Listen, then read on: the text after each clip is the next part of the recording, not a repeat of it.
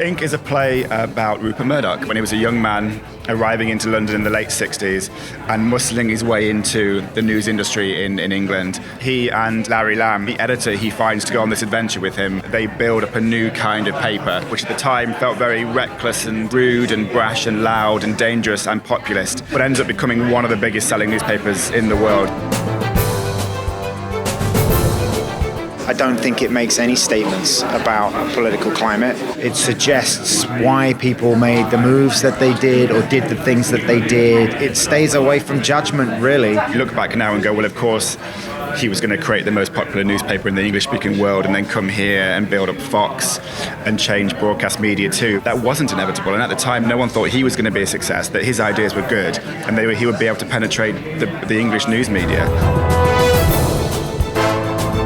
The impression of theatre industry often is that it leans more towards the liberal, progressive end of the spectrum, but we wanted to subvert and play with some of those expectations of an audience. That felt very important, that we were doing justice to the character James had written, but also who Murdoch was in '69, not all the stuff we know about him now. And to do it with humour and wit and elan and sort of grace. It's a great comedy.